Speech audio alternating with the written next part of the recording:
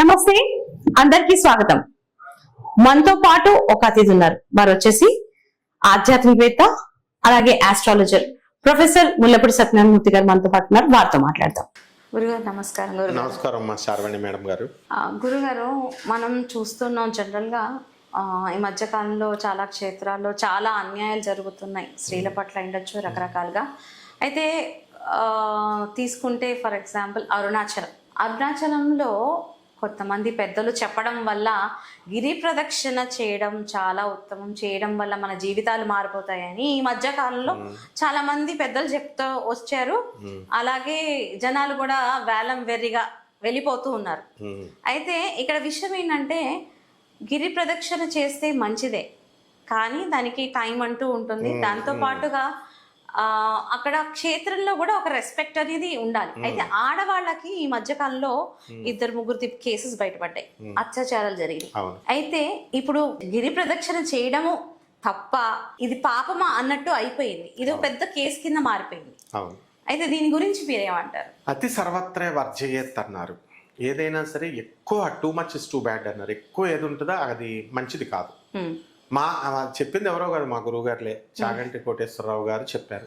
అసలు ఆయన ఏది చెప్పినా సరే చాలా అందంగా చెప్తారు కాబట్టి ఇక మళ్ళీ ఊపు వచ్చేస్తుంది. ఆయన అసలు మానవ జన్మ వేస్ట్ గా అరుణాచలం వెళ్ళి ప్రదక్షిణ చేయకపోతే అసలు ఇంకా మోక్షం మిస్ అయిపోతున్నారని చెప్పినట్టు చెప్పారు. చెప్పేసరికి మొత్తం 300 మంది జనం బయలుదేరిపారు. ఇక నండూరు శ్రీనివాస్ గారు, ఆయన కూడా సేమ్ ఈ యొక్క అరుణాచల ప్రదక్షిణ చేస్తే మీకు కోట్లు వస్తాయి, లేకపోతే అన్ని వచ్చేస్తాయి, ఇంకా అన్ని కోరికలు తీరతాయని చెప్తారు వీళ్ళు. ఇంతకు ముందు గురువు గారు ఒక చిన్న విషయం, మన పాపాలు పోవాలంటే లేని వాళ్ళకి పెట్టండి, ఎగ్జాక్ట్లీ, ఉన్న వాళ్ళు లేని వాళ్ళకి పెట్టండి, మనం తోటి వాళ్ళని రెస్పెక్ట్ ఇవ్వండి అని చెప్పేవాళ్ళు. అక్కడి నుంచి ఎక్స్టెండ్ అయ్యి గిరి ప్రదక్షిణలు చేయండి, ఆ క్షేత్రాలకు వెళ్ళండి, ఈ క్షేత్రాలైనా చెప్తున్నారు. దీని వల్ల కొన్ని అనర్థాలు జరుగుతున్నాయి. దాని గురించి ఇప్పుడు మనం ఈ ప్రస్తావన జనరల్ గా ఇది నేను చాలా రోజుల నుంచి అనుకుంటున్నాను, ఇది చేద్దామని. ఇప్పుడు మనం ఆ టాపిక్ వచ్చింది కాబట్టి, ఇది చాలా అన్యాయం కదా అసలు. ఇలా ఇప్పుడు మనకి లేని గుళ్ళ ద్రాక్షారామం వాళ్ళు మన ఆంధ్రప్రదేశ్ లో లేని గుళ్ళ ఎక్కడో తమిళనాడు వెళ్ళి మనం చేయాల్సిన అవసరం లేదు కదా. దానికి బాధ్యులు వేరే అవుతారమ్మా. ఇప్పుడు మా గురువు గారులు అంటే ఓకే, వాళ్ళ మంచి ఉద్దేశంతో తిరగండి రా బాబు అని చెప్పారు.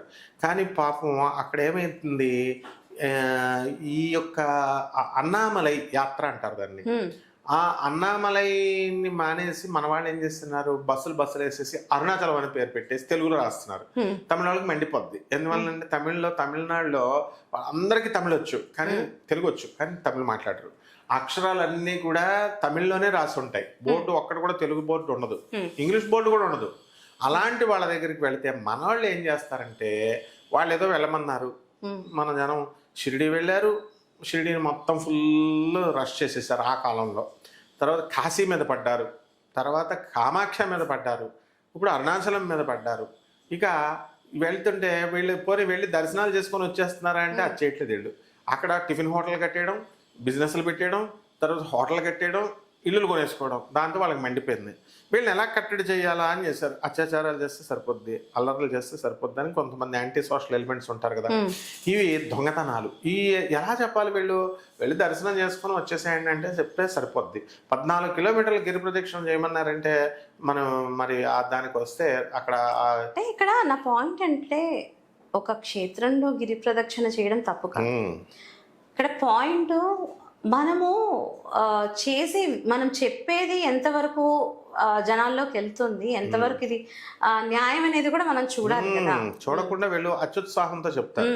ఇప్పుడు మా గురువులైనా నాకేం మొహమాటం లేదు, వాళ్ళు అత్యుత్సాహంతో చెప్పకూడదు, రెచ్చగొట్టకూడదు. ఇప్పుడు అబిట్మెంట్ అంటారు దాని చట్టంలో. వాళ్ళకి ఇప్పుడు అత్యాచారం జరిగింది, దానికి బాధ్యులు వీళ్ళిద్దరే. ఇప్పుడు మా దొంగతనాలు, అంతకుముందు దొంగతనాలు జరిగేవి. ఆ 14 కిలోమీటర్ల దూరం ఉంది, దోపిడీ దొంగలు. తర్వాత ఇప్పుడు మొన్న అత్యాచారాలు జరిగిన చోట వీడియోలు తీసి కావాలని నగ్నంగా ఫేస్బుక్లో వాటిల్లో లోడ్ చేయడాలు ఇవన్నీ చేశారు. ఇదంతా వ్యక్తిగత కక్షలు, తెలుగు వాళ్ళపైన ఉన్నటువంటి కక్షతో కంట్రోల్ చేయాలి అని. మీరన్నట్టుగా గతంలో స్వామి వివేకానందుడు, ఆదిశంకరాచార్యులు వారు దాన ధర్మాల మీద దృష్టి పెట్టారు. Service to humanity is real service to God అన్నారు. దాన ధర్మాలు చేయండి, పేదవారికి, అనాథలకి, వికలాంగులకి, సాధువులకి అని. అది చెప్పడం మానేసి గుళ్ళు గోపురాల చుట్టూ తిరగండి, గుళ్ళు గోపురాల చుట్టూ ప్రదక్షిణాలు చేయండి, అప్పుడు పుణ్యం వస్తుంది అని ఇప్పుడు ఎక్కువైపోయింది. పోనే వీళ్ళంటే మన గురువుగారులు కాబట్టి ఊరుకుందాం, వీళ్ళు ఏదో ప్రవచనాలు చెప్తారు, ముఖ్యంగా మన చాగంటి గారు. ఆయన చూసి ఈ మధ్య కాలంలో ప్రతి ఒక్కడు ఏమంటున్నాడంటే గుళ్ళకెళ్ళిపోండి. ఒకడైతే ఈ మధ్యకాలంలో మీకు పిల్లలు కలగాలంటే ఈ గుడికి వెళ్ళిపోండి, అప్పులు పోవాలంటే ఆ గుడికి వెళ్ళిపోండి, ఇలా ప్రతిదానికి గుడి వెళ్ళిపోమంటున్నాడు. ఇంతకీ వాడి బ్యాక్గ్రౌండ్ తీస్తే ఏంట్రా అంటే ట్రావెలర్ వాడు, అంటే యాత్రికుడు, యాత్రలు వేస్తాడు బస్సులు. వాడికి గురుస్థానం ఎవరు ఇచ్చారమ్మా? అసలు గురుస్థానం అంటే ఏంటి? గురు పరంపర. గురువుకు ఒక్కడికే చెప్పే హక్కు ఉంది, పరంపర ఉండాలి. గురువు ఇప్పుడు చెప్పేవాడుకి, ఇప్పుడు నేనున్నాను, నా గురువు గారులు మా గరికపాటి గారు, శృంగేరి భారతీ తీర్థస్వాముల వారు గురు పరంపరలో పెరిగాం. ఇప్పుడున్న గణపతి సచ్చిదానంద స్వామి, చిన్నజీర స్వామి, వీళ్ళందరూ సేవలు చేశాం మేము. ఇక్కడ వేదవ్యాస్ గారు ఐఏఎస్ PhD. ఇలా మా గురువు గారులు చెప్పింది మేము చెప్తాం. ఇలా చెప్పాలి కానీ గుళ్ళకెళ్ళిపోండి అని ట్రావెలర్స్ వచ్చి చెప్పేస్తున్నారు. తర్వాత అసలు సంబంధమే లేదు. నేనేదో ప్రొఫెసర్ చెప్పాడని ఇంకోడెవడో ప్రొఫెసర్ అని పెట్టుకున్నాడు, తర్వాత ఇంకోడెవడో లాయర్తో అడ్వకేట్తో ఇది అని ఒకళ్ళు. ఈ ప్రొఫెషన్ కాదు అక్కడ. మనము హిందూ సనాతన సాంప్రదాయాన్ని రక్షించాలి. మేము గురువుల్ని కొంతమందిని పాదాలు పిసికి మేము నేర్చుకున్నాం. మా గురువు గారు చెప్పినటువంటి ఆ సనాతన సాంప్రదాయం మనం 10 మందికి అందజేయాలి. ఇది ఉండాలి. అంతేగాని నేను ప్రొఫెసర్ని కాబట్టి నేను చెప్తా అట్లా. ఇక్కడ ఏంటంటే నేను వినికిడిలో విన్నది ఏంటంటే, మన జనరల్గా అక్కడ తమిళనాడు పోలీస్ కూడా అక్కడ ఇచ్చిన కేసులు పట్టించుకుంటున్నారు కానీ మన ఆంధ్ర వాళ్ళు ఇచ్చిన కేసులు పట్టించుకోవట్లేదు అని నేను విన్నాను కొన్ని విషయాలు. అయితే నేననేది నా ప్రశ్న ఏంటంటే, మన ఆంధ్రప్రదేశ్లో చాలా గుళ్ళు ఉన్నాయి. అలాంటి గుళ్ళని ఏదైనా డెవలప్ చేసుకోవాలన్నా అలాంటి గుళ్ళని ప్రమోట్ చేసుకోవాలి కానీ ఎక్కడో వెళ్ళి తమిళనాడు గుళ్ళని ప్రమోట్ చేసుకుని ఇది రాష్ట్రంగా రాష్ట్రం వెళ్ళి అక్కడ మనం వాళ్ళు ఇబ్బంది పడటం కూడా అది న్యాయం కాదు కదా. నా ప్రశ్న అది. దీని గురించి మీరేమంటారు? 100% నువ్వు చెప్పిందేనమ్మా, అదే చెయ్యాల్సింది. ఆ గురువులు ప్రతి ఒక్కళ్ళు ఇది చెప్పాలి. దూరపు కొండలు నునుపన్నట్టు నేపాల్లో గుడి ఉంది, తర్వాత మానస సరోవరం, వైష్ణవి జమ్మూ కాశ్మీర్, అరుణాచలం, అవన్నీ ఫేమస్ గుళ్ళు. అది కరెక్టే మీరు చెప్తా, క్షేత్రానికి తగ్గట్టు ఉంటాయి కాదంటలా. కానీ నేననేది మన గుళ్ళని కూడా మన ప్రతి గుళ్ళో ఒక ప్రత్యేకత మనకి కాశీకి దక్షిణ కాశీ అంటాం, ద్రాక్షారామాన్ని. అక్కడికి వెళ్ళి గిరి ప్రదక్షిణ చేసుకోవచ్చు కదా, అంటే ప్రదక్షిణ దేవాలయం గిరి లేదు అక్కడ. అలాగే కాళహస్తి ఉంది కదా, మనకి ప్రదక్షిణ చేసుకోవచ్చు కదా. శ్రీశైలం ఉంది, ప్రదక్షిణ చేసుకోవచ్చు కదా. మన బెజవాడ కనకదుర్గమ్మ తల్లి, దుర్గా మల్లేశ్వర దేవస్థానం, మల్లీశ్వరుడు ఆయన కూడా ద్వాదశ జ్యోతిర్లింగాల్లో ఒకడు. అంటే మల్లికార్జునుడు అంటాం కదా శ్రీశైలంలో. ఈ మల్లీశ్వరుని కూడా జ్యోతిర్లింగాలు చాలా ఉన్నాయి. అష్టాదశ శక్తిపీఠాలే 18, 51 ఇలా ఎలాగైతే ఉన్నాయో జ్యోతిర్లింగాలు కూడా అలా ఉన్నాయి. మల్లీశ్వర స్వామి అందులోనూ సాక్షాత్తు అర్జునుడే వచ్చి పాశుపతాస్త్రాన్ని సంపాదించాడు ఇంద్రకీలాద్రి కొండ మీద. ఇవన్నీ ప్రమోట్ చేసుకోవచ్చు, వీటి చుట్టూ తిరగవచ్చు. ఆ 14 కిలోమీటర్ల చుట్టూ తిరుగుతూ ఆ భక్తులందరూ ఏం చేస్తున్నారంటే పొర్లుతూ ప్రదక్షిణలు చేస్తున్నారు. అది పోలీసులు పర్మిషన్ ఇవ్వరట. పగలు లారీలు ఖాళీగా ఉంటాయి కాబట్టి, సాయంత్రాలు లారీలు ఉండవు కాబట్టి రాత్రులు తిరగనిస్తారట. అప్పుడు ఒక మనిషిని రెంట్కి పెట్టుకొని వీళ్ళు డబ్బులు ఇచ్చుకుని పొర్లుతారట. అంతకు కొంతమంది ఆ లారీల మీద ఎక్కేసి, ఆటోల మీద ఎక్కేసి చనిపోయిన వాళ్ళు ఉన్నారు ఈ ప్రదక్షిణాల పేరుతో. దోపిడీ దొంగలు ఎప్పుడు సేఫ్టీ ఉండరు కదా, ఆ సేఫ్టీ లేకుండా దొంగతనాలు జరిగిన వాళ్ళు ఉన్నారు. రోజు జరుగుతాయి, కాకపోతే బయటకు ప్రెస్లోకి రావు. మొన్న జరిగింది భయంకరమైంది, సేఫ్టీ పెట్టుకుంటారు. ఇప్పుడు 5 మగవాళ్ళతో వెళ్ళామమ్మా, వాళ్ళు మొన్న జరిగిన ఇన్సిడెంట్ 11 మంది మగవాళ్ళు ఉన్నారు. ఈ 5 వాళ్ళు 11 మంది కంట్రోల్ చేస్తారు, మనం ఏం చేయలేము. కాబట్టి వాళ్ళు తెగించేసినప్పుడు మనం ఏం చేయాలా, ఐదర్ సెక్యూరిటీ పెట్టి చేసుకోవాలా ఎక్కువ మందిని, లేదా ఈ మూర్ఖంగా ఈ పొర్లుతూ ఈ యొక్క అభ్యంగన ప్రదక్షిణాలు ఇలాంటివన్నీ కూడా చేయకూడదు. సింపుల్గా వెళ్ళాలి, మనం దర్శనం చేసుకొని రావాలి. వాళ్ళల్లో ద్వేషభావాలు రప్పించకూడదు తమిళనాడు వాళ్ళల్లో. ఎందుకు మన దేవాలయాలు మనం పోయే.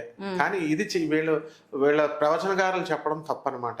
ఇప్పుడు వెళ్ళిపోండి, పౌర్ణమి రోజున వెళ్ళిపోండి, అమావాస్య రోజున వెళ్ళిపోండి, మీకు మోక్షం వచ్చేస్తుంది. వీళ్ళు ఇస్తారు ఆ మోక్షం? ముందు వీళ్ళకి వస్తుంది అసలు ఫస్ట్ పాయింట్.